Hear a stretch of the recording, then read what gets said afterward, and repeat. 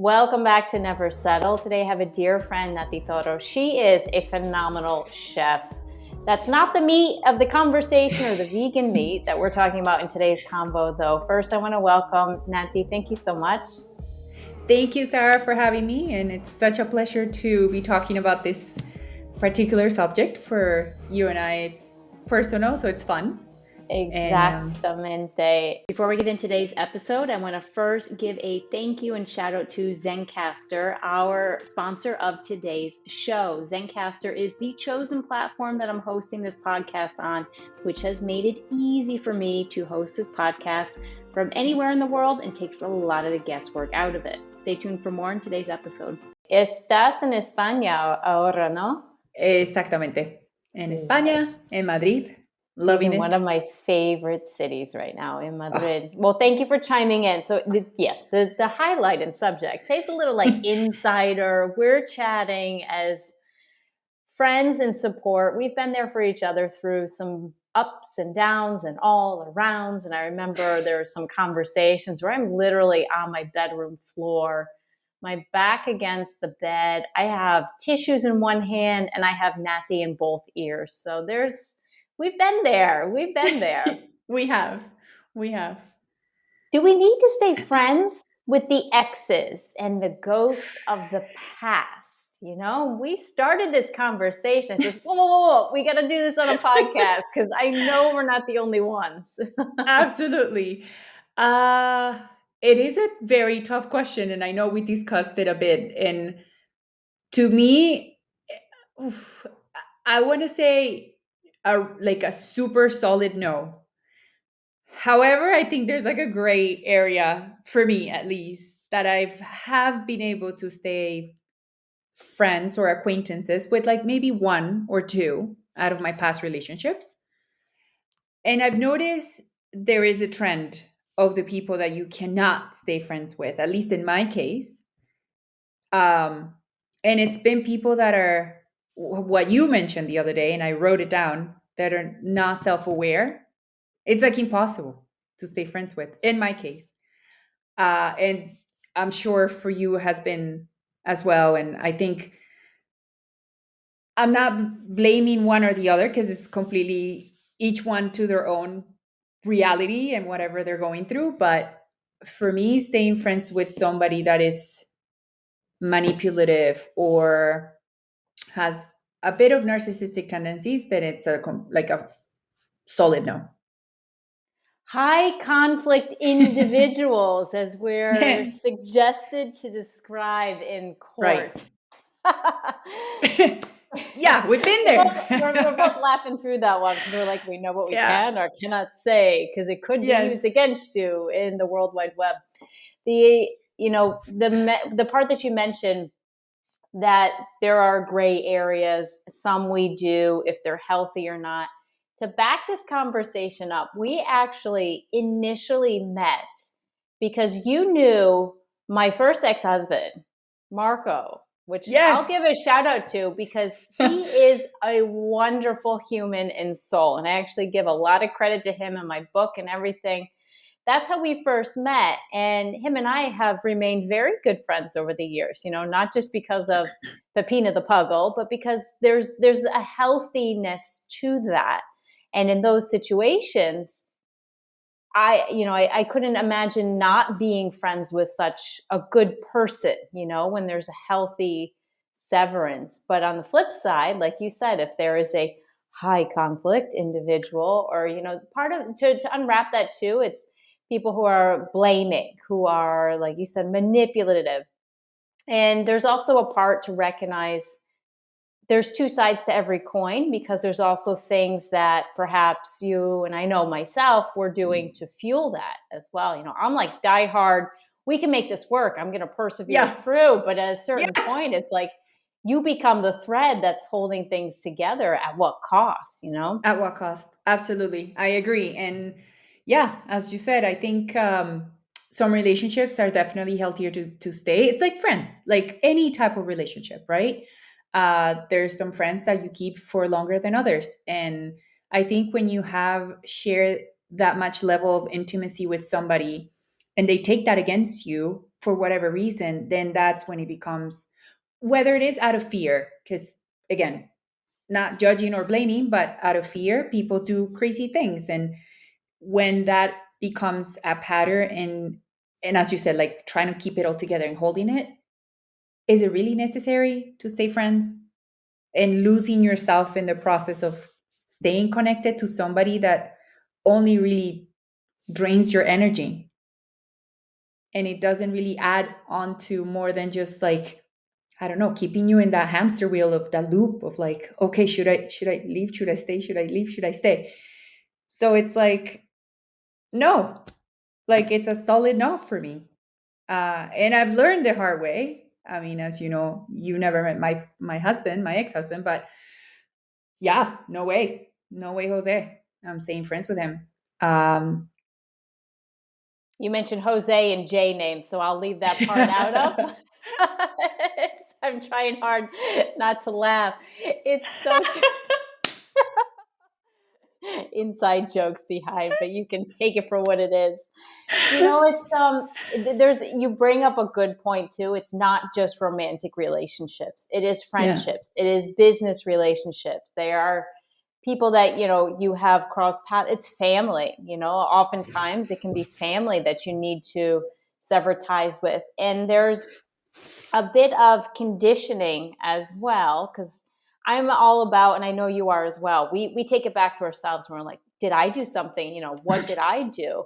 And it took me years to recognize, you know, sometimes, Sarah, it ain't your stuff. Like, just work on it, do what you can and control what you can, but then let go of the rest, because not everything is ours to hold. And a part of that conditioning comes from childhood. A good part of that conditioning comes from childhood. We just did a podcast on that, an imposter syndrome and growing up like that. So there's also, how do we relearn a lot of those habits? And, you know, we're making light, but it's really, you know, there's a lot of depth and there's a lot of pain, and at what cost is a really important part that you brought up about too. You know, I to keep this on a trajectory, because you and I can go off in a lot of different directions, but at what cost do you really sit back and say, like, this isn't worth it anymore? What was your moment that you thought this isn't worth it? I think when I look, I mean, in different stages, but like I'll speak from the longest relationship I had, which was a little over 10, 12 years. And I realized I don't recognize myself in the mirror anymore. I don't really know who I am. And again, no, not blaming that person, because obviously the responsibility is on me. But when I realized that was the turning point for me, like, I'm going to continue on this path and I'm going to completely lose myself and completely lose who I am and my identity, just to stay in one relationship that is, as how I like to put it, is regardless of how it ended, we're two good people hurting each other.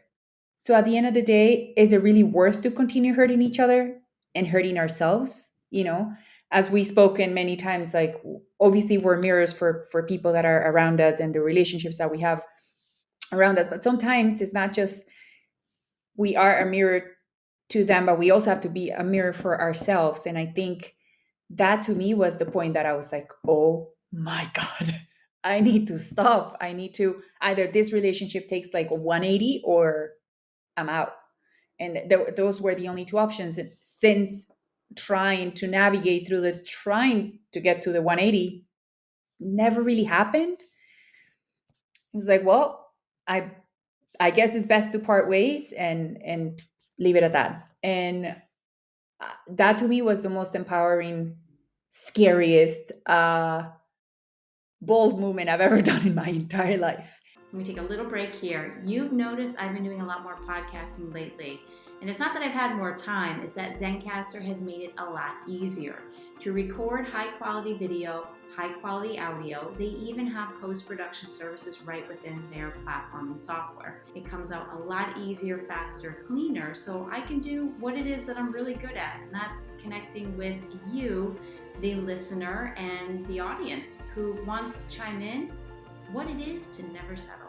And to top it off, I moved across, the US and moved to New York, and then I moved to Spain without anything or anybody. And it was like, what am I doing here?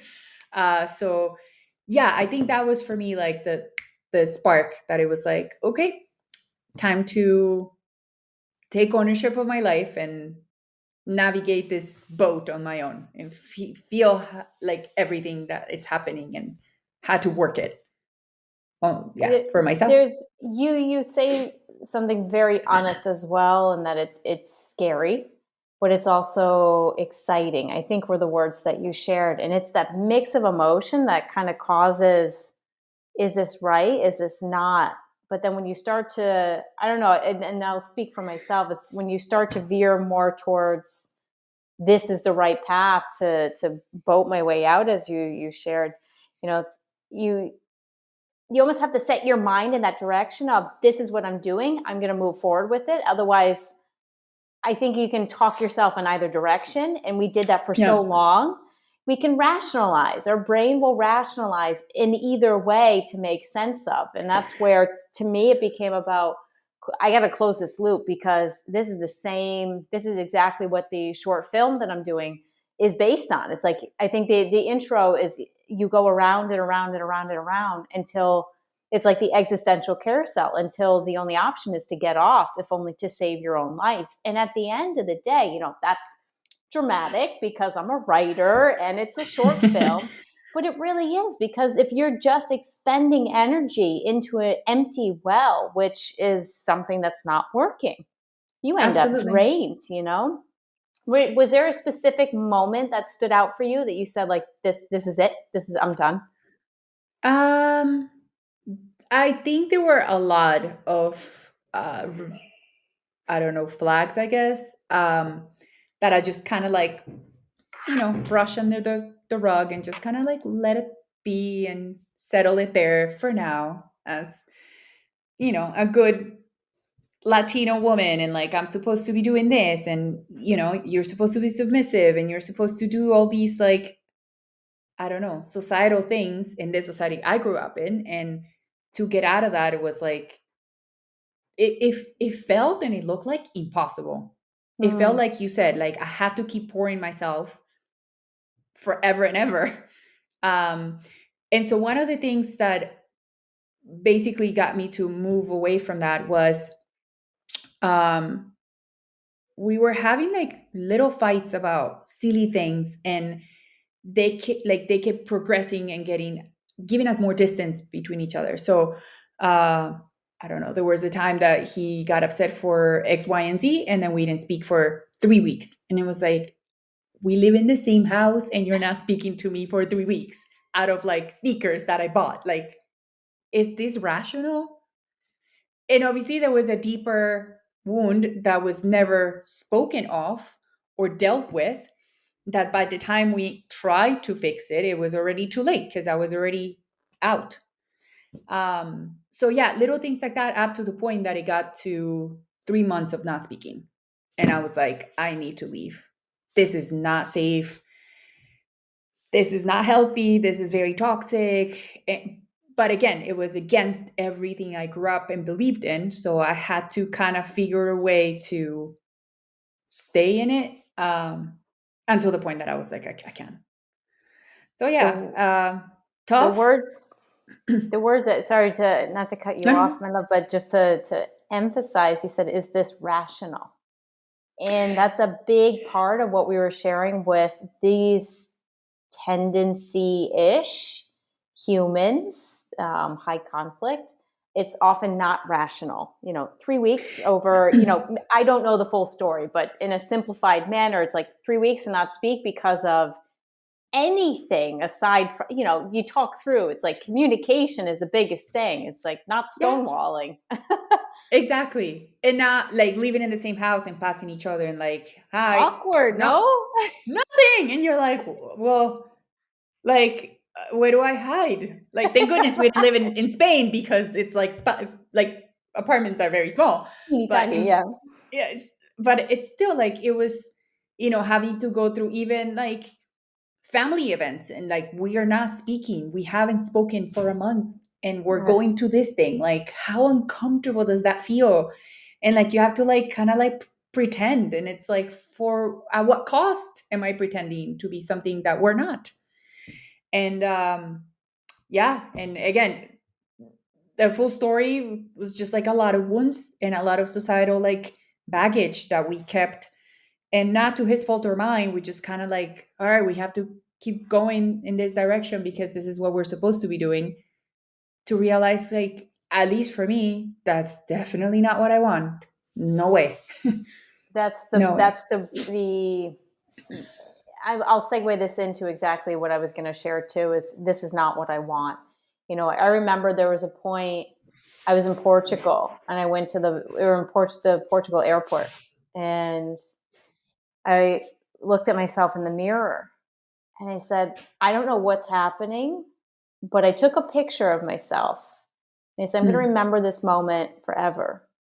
And I know this is the moment of no return. I'm done. And if I look back, I still have the photo. I do not have a ring on. I can see the look in my eyes. It's despair. I'm like half a ghost. I hadn't slept for the whole, I would say like maybe 2 hours of sleep each night. They were there.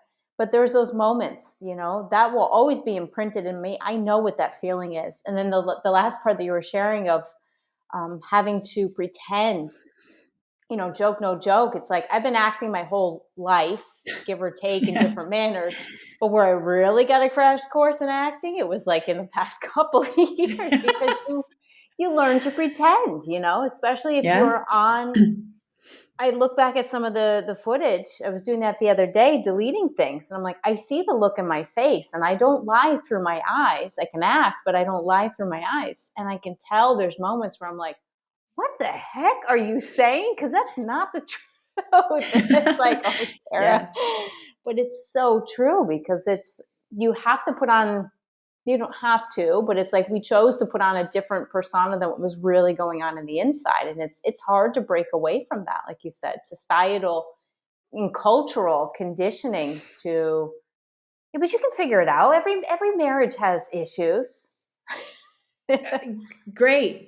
Good for them. Like, I'm not saying that marriages shouldn't have problems, but like when communication, which is like the fundamental pillar, it's like high conflict, drama, not speaking. I don't like teenage style. It's like, I don't want it. Yeah. Like, I don't. Yeah. And it's funny because, as you said, like, I mean, families, my family, like, oh, but that's, you know, you see us and it's like, exactly. Yeah. I don't want that. I love you guys. Like, I mean, my heart is with you. Like, I love you forever and ever.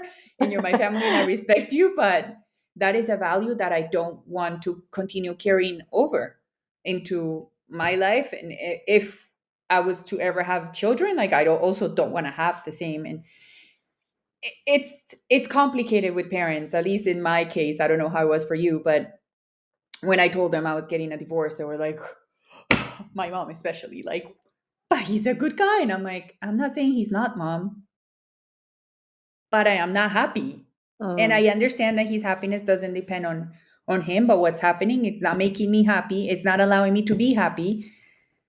I need to leave. I need to find my happiness within myself. And it's not in this marriage. It's not in this situation. And it took a while for her to understand and like open up and be like, okay. Finally, slowly, 2 years in, was like, oh, I understand now. And I'm like, all right. And if you don't, that's fine. Yeah. That's a big part that you just shared too. It's, you have to make the decision for yourself.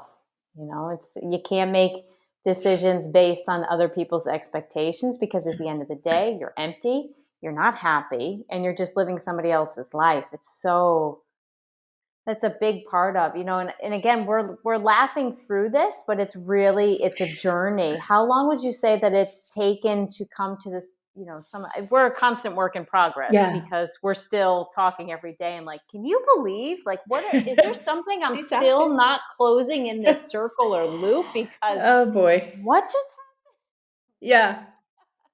Did I just, what? Again? Again, yeah. But I think I was speaking to someone the other day and it's like a spiral. But like every time the round goes around, it's getting smaller and smaller. So instead of like 10 years, it's like 2 years. Instead of two, it's like 1 year. Instead of 1 year, it's like 2 months. It's like every time it gets smaller. And I think, I don't know how long it took me. I mean, to like the full on realization, I'm still working through a bunch of stuff from my first marriage. Uh, but I think it took me about 2 years, 2.5, to like fully comprehend. Because obviously, I feel for me at the beginning, it was a lot of shame and guilt Mm. for having been divorced. It was like I had like a sign in front of my forehead, like, "Oh, you're divorced," and it was like, "Yeah, I am." Like, Yeah, with 50% of the other people around. I know, and I mean, and like, aren't you? And the other 50 are probably not married by paper, but they have been in like longer relationships than I have. And the other half is probably like, I don't know, married but unhappy and with just dating because of the kids or X, Y, and Z. And there's just a very small percentage of people that are really doing the work together to make it work. So, yeah, uh, it took a while for that shame to be put to the side and be like, own it for the decision that I made to stay single and on my own and getting out of a relationship that was not giving me anything. Um, and then it was just like rediscovering myself, I guess, was the next step of, oh, fun. This is what I like. This is what I don't like. This, I'm not sure yet. And just experimenting and trying like different. I've lived in different places. I moved around. Like I have zero attachment to places or anything really. So from Miami, moved to New York, Barcelona, Madrid, and I move around a lot. So like for me, it's easy to meet people, but at the same time, it's harder to make full connections because I move so much. But the plus side of that is like I think having been around so many people, it gives me like, it's like, oh, I'm taking this, I'm taking that. Like I like this, I like that. I don't like this. Put it to the side. And I'm just constructing slowly all the things that I actually like on every relationship, as you said, friendships, colleagues, partners, and yeah, I'm still working on through the circle of like what I like, but it's been exciting. It's been like super fun to meet people, obviously from all over the world, um, and find myself within all these like this different aspects of like what Nathi actually likes and what she is in all of it. So So the world becomes pretty much your mirror, and ironic or no, you have a mirror right behind you. But the world becomes your mirror to see what it is that you like, and that's towards the end of, I'll say, like, the past 2 years, it's really been, what does Sarah want? What does Sarah like doing? And I realized for so long that I was wearing a cape that wasn't mine. That was somebody else's expectation. That was somebody else's you shoulds and you need to, and pretty much just fueling somebody else's gas tank instead of my own. And it's like, imagine you're driving a car and you're constantly filling up somebody else's tank, but not your own. It's like, you putter out. Even if you're running a Tesla, it's like you got to stop, pause, and the evaluation of, is this what I want to be doing? That's where I came to the recognition. I'm like, 5-10 years from now, what do I want to be doing? It ain't living like this, that's for darn sure. It's like, I want to story tell, but on a grand scale. I want to act, I want to do production, like LA size productions, not scrapping by in the middle of Mexico. It's like I want to do big things, and it can be done in a variety of ways, but how things are operating, I can't even function in the day because there's so much toxicity, and it loops all back to what we said before. If that's what it was in the moment, then you don't necessarily have to stay friends, because I mean, wherever that came from, it's like, if it works, great. And if it's a healthy severance, if not, sometimes you just have to throw out what was and go buy yourself a new darn pair of shoes. Some things have just been worn. Absolutely. Agreed. To go back to what you were saying, staying friends, I don't think it really makes any sense for the most part. And I think also one thing that I've been learning a lot is like when you have a very big light and you put a cover on it to stay, silent, or like, because you're not owning that light, because you're like, oh my God, it's shining too bright, I need to like cover it. Then everything around you becomes dark. Whereas when you allow that, who you are, your essence, who you are to be shared with the world, then you always attract the people that are supposed to be around you, whether, again, it's whichever type of relationship it is. So staying friends, it might also keep you in that darkness of you. Like one part of you is always going to have that shadow that's not going to be able to shine fully if it's not healthy, obviously. And it's like, again, at what cost? Where it pulls you back. I agree. It'll pull you right back into, because it's a habit, instead of to break the habit, you gotta, the spiral, I call it like a rubber band. It's like, you gotta strengthen your resilience and resistance. There you go. And, sometimes snap it and break free. And part of that is like we were talking about, is like blocking, don't message back, let the conversation die. And and never settling.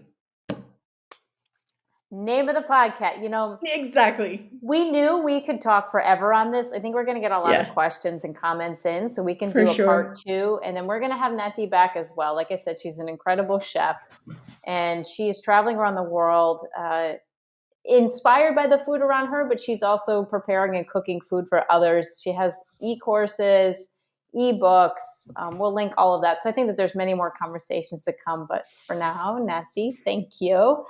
Thank you, my darling. For sharing so authentically as well, because it's not easy to open up about things like divorce, things like toxic relationships. But thank you for doing so in such a grandeur day way. There we go.